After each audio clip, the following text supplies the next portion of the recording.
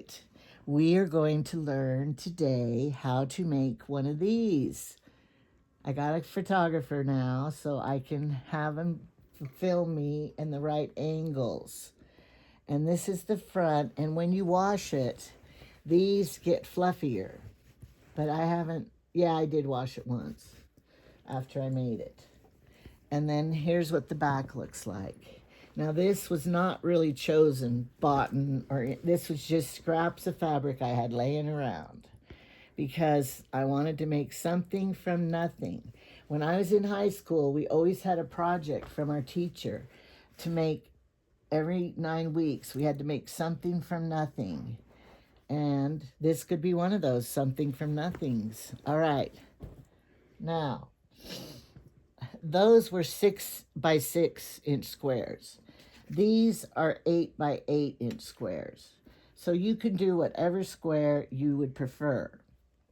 I wanted to do a little bigger because, does this look familiar on the backing fabric? These are the Temu wash rags. And I like this fabric that's soft like this. And it was the perfect color because as I'm making it, I'm using scraps, like I said, but I thought I had enough of this backing, but I didn't. So I have to put in one of these every once in a while to make the back, which will be cute, I think. And here's the front. I've done this much so far. Now, it hasn't been washed, so, you know, they're not fluffed up. But what's cool is the fabrics that I'm using, like this one, and this one, and this one. I should have got the dresses out. Were dresses I made for this little baby's mother. And these were the scraps because I'm a fabric hoarder and I saved them forever. And then this fabric and this are old sheets that I had that's still good. The fabric's wonderful. Percale, wonderful fabric. So this was another dress. So anyway, that's the fabrics I'm using. So we're going to show you how easy it is. Now, if you have trouble threading a needle, somebody wanted to see how to do this. There's these little fish things you get to buy a whole little bag of from Temu.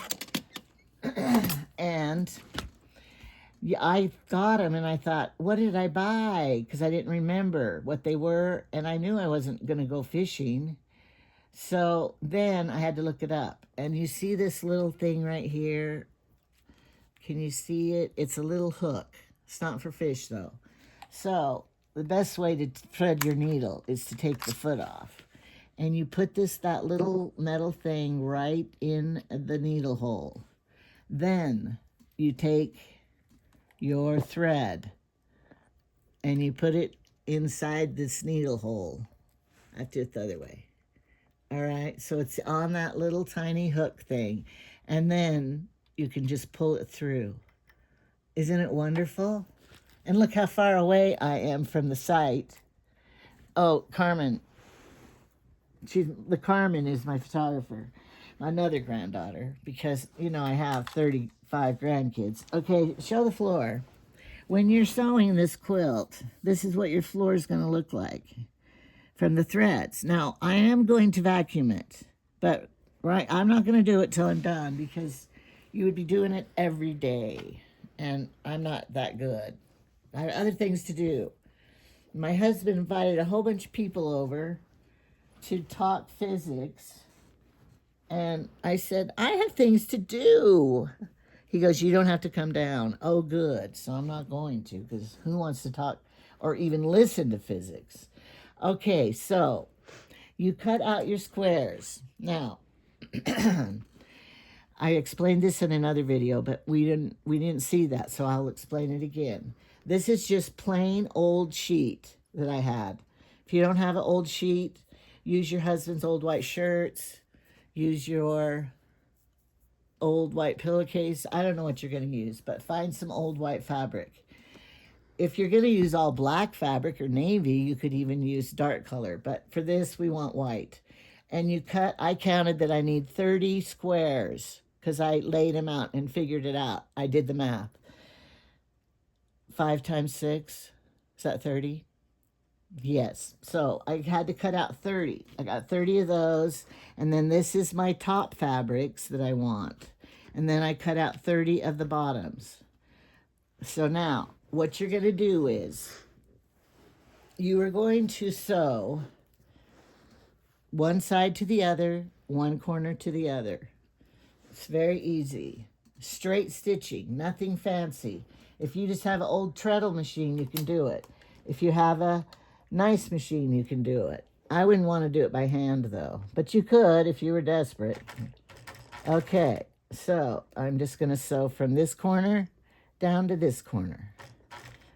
If your machine is particular, take the thing out. But you got to line these up good. Look, mine's not lined up good. Oh, no. Okay, there. And you're just going to sew from one corner to the other. Now, don't get excited. I do have a table that I could set up here that makes it nicer, but I didn't do it right now. Now, don't cut it. Don't take it off. Leave it right there and get your next one. This is how you can make it faster and save on thread. Look, just keep going. You could just, if you had all 30 of them ready, you could just do all 30 of them. Just keep going. But as you can tell, I worked on mine yesterday and tried to record it, but it didn't work out. It got upside down. How do you record upside down? I don't even know, but I did. Don't sew through your finger. The closest I've ever been is one time my skin got right there and I stitched my skin, and that was not very pleasant for me. So don't do that. But I remember watching my mother one time and she did go right through the nail. That impressed me as a child. Okay, now cut your thread, and then you go through and all of these you cut, however many you sewed, 30 of them or whatever you did. Cut your ends. Okay, now we're going to do the opposite corners that you didn't sew yet. Okay, and then we're going to sew these. So you're sewing all 3 layers. Oh, did I say that? You pile them up. Your top layer, your middle layer, the white one, and then the backing. I think I forgot to say that. Sometimes my problem is I just think that everybody should know it already, and then that means I'm not a very good teacher. Okay. And look right here. This one's a little short, but it won't matter. Don't do any shorter than that, but it must have been the last square on the piece of fabric. Now, if your fabric's your scraps aren't very big, then you might want to make the 6-inch squares instead of 8-inch. So you just decide, like, oh, I want to use all my scraps. Make a 4-inch square, maybe. That would be cute, maybe. I don't know. Do whatever you want. Okay, when you get them all sewn. Okay, now the more you're building your quilt, you're going to want to look at the fabrics together, each row. So that's what I did, and so that's why these are pinned, because I looked at my other quilt here to see your first row won't matter. But now, when you do this, this is one of these lights from Temu that I bought. I have one in my car on my dash, too. Look how nice. Woo! All right, is that a cow? I think. Okay, right over here is my stitch length. I want to make it little close together stitches, because then, hope it's not my husband having a heart attack downstairs. If you're not hearing it, we're hearing this horrible bullhorn sound. I don't know what it is. We live out in the wilderness. Okay, so you go forward and back as you start it. And you'll notice this is little stitches, because we do not want these to come apart. We want to be close together. Okay, so that's why we're doing it. All right, now just hold this. I'm not pulling this through as I sew. I'm just holding it taut, whatever that word is. And then you sew this. We are the wrong sides together. right sides up, which is usually, that's backwards from when you put wrong sides together to stitch your seams. But we're doing, usually you put right sides together. We're doing wrong sides together. Now, after you stitch it, I like to do it as I go. See, this is why I have so many strings, because, my mother was organized. She had a sack, a little baby sack right here taped on. She would put all her strings in the sack. Me, I'll just vacuum it later. All right, now when you cut this, you got to have good scissors. Do not cut through this line of stitching. I've done it before, and if you cut it, you got to go back to sew it again and get it, fixed. So you just want to cut like right here. And then when you wash this, it frays because, look, so then it will all be like little fringe. Maybe these scissors, sorry, people, you probably don't have these nice scissors. These are Ginger. They don't even say Ginger on them. Yeah, they do right here. Ginger. From Germany, maybe. But my machine is from Switzerland. So do not come down on me for not having American made, because some countries make better than America. And I'll tell you something else. I'm getting some backlash about shopping from China. I'm just like, people, don't you realize? Go to Walmart. Everybody shops at Walmart. Rarely does somebody not shop at Walmart. My nephew Shane, he might not. But everything you buy there is from the China, probably the same factories as Temu. Think about that. Now, I dare you, go into any store and just say, I'm not buying anything but American made. You won't come out of the store with very much findings. Because I had an experiment. I don't remember who it was that did it. They went into Walmart or in another store trying to find things that are American made. And they didn't find anything. And they spent like 2 hours in the store trying to find something made in USA. My coat's made in USA because I bought it 50 years ago. But, don't come down on me that I'm buying from China, because I question every one of you. And if you don't buy from China and you buy something from America, I bet the products that the person made the thing out of was made in China. I wonder where fabric is made at. I'll have to research that. They might have a factory. But I also heard 100% cotton takes so much byproduct and energy making 100% cotton that's why we don't see much of it, because it's such a big, expensive process. And so, before you speak out, do your research. And I have to confess, my coat, my rabbit fur coat, I looked at it. It's not, so the hunter haters and stuff won't hate me. It's not real rabbit fur. So don't hate me. Now this one is already cut on this side, but not this side. Because, all right, I made a mistake. We all make mistakes once.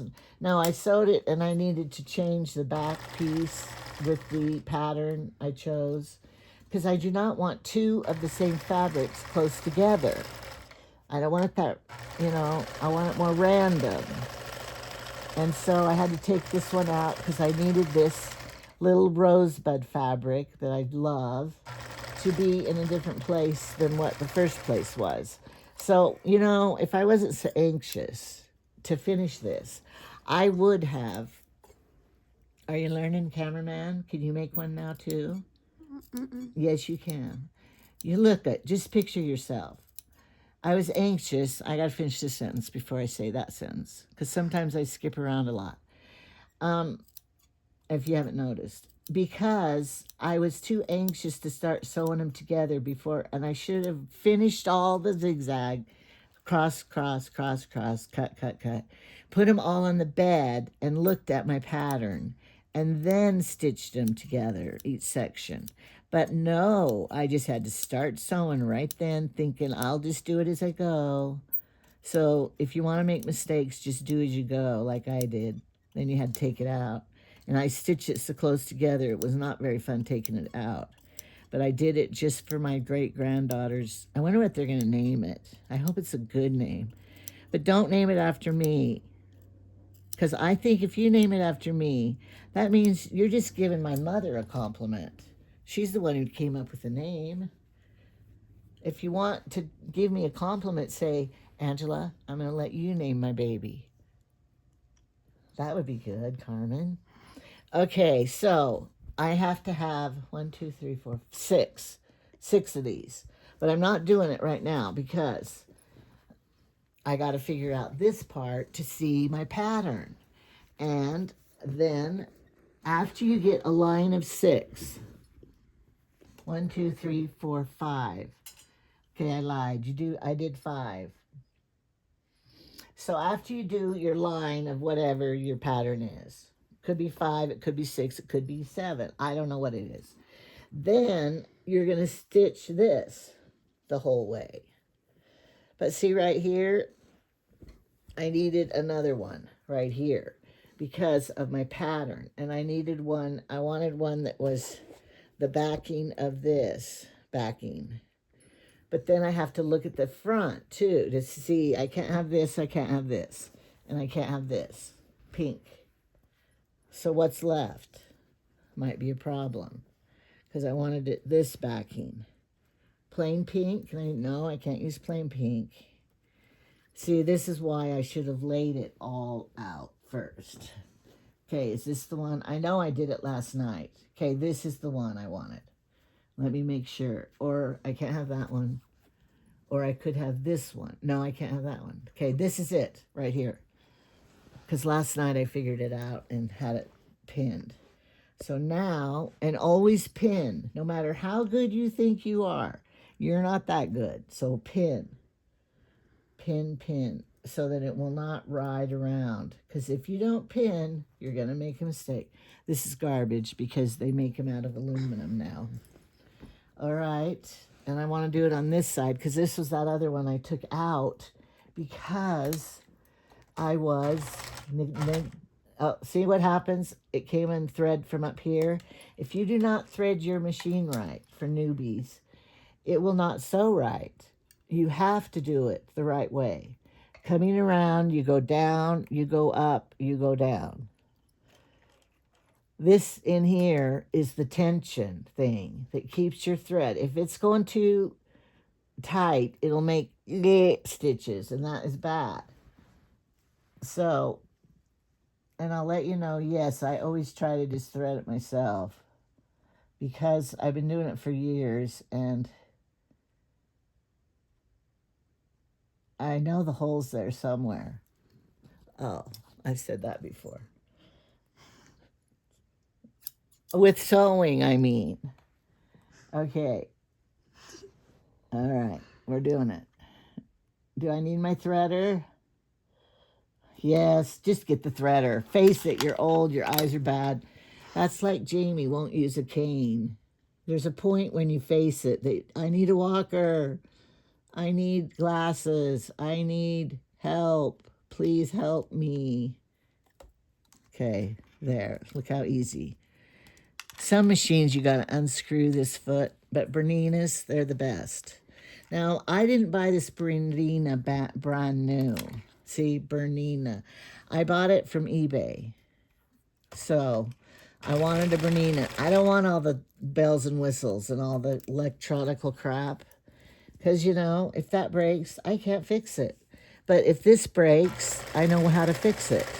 Now, I forgot to tell you this. I take a good 5/8 or bigger seam on this because I'm going to be cutting it, and I don't want any chance of it fraying out as it's washed a million times with your baby.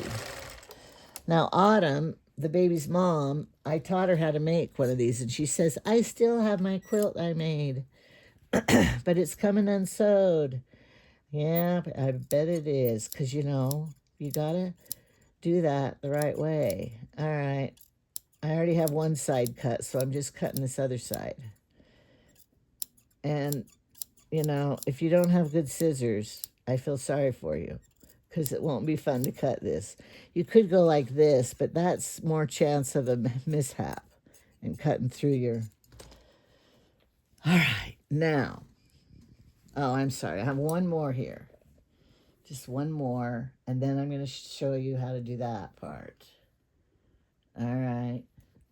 Look, I almost started sewing without pinning because I think, oh, I don't need to pin. I'm good. No, because it's important that you match these edges. And I was going to tell something, and I forgot what it was about. When I was finishing the other story, I was going to tell the next story. But I guess it wasn't that important. It'll come to me maybe. Here's where my stitches I took out, the threads.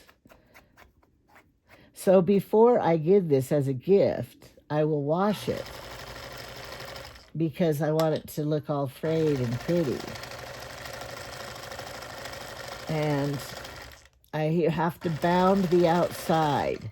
Now, I've seen them where people just cut all the way around the outside. If you don't know, if you're not a good enough seamstress that you don't know how to do that part, then all around the edges you could just do this little fringing. And that would be a simpler way for you. Okay, now pretend this isn't sewn halfway. And then you put the things like this. But you have to line up the seams right here. This seam to this seam. Line that up. And then open this seam up because you want to sew it opened so that it won't be a big clump. It'll be an even clump, not a lumpy clump, if you get what I mean. If you do it wrong, you'll know what I mean. Then you'll say, oh, it's a lumpy clump, not a smooth lump. Okay, so you have it all pinned down this way, and then you're going to sew this whole way. But I already have half of it sewn because I already did this video once, and it was upside down and cross-eyed and horrible. I said, I can't do that. So I talked my cameraman into helping me because now I'm just using white thread on the whole thing because I am not changing thread to pink to white. You know, that would be horrible.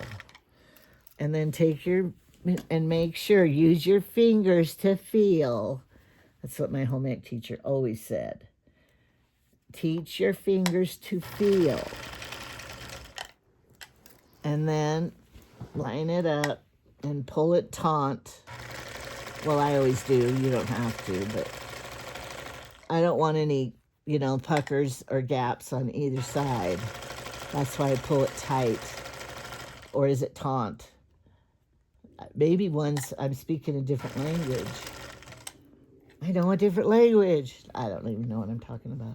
That's what my husband says. You don't know what you're talking about. I know I don't, but I'm trying to make it up. All right. Here's where I finished the other one. So I'm going to run right into that and go back and forth. And then I'm going to lift this up, cut these strings, throw them on the floor. The strings, rather. Okay, I'll fringe it later when you're not watching.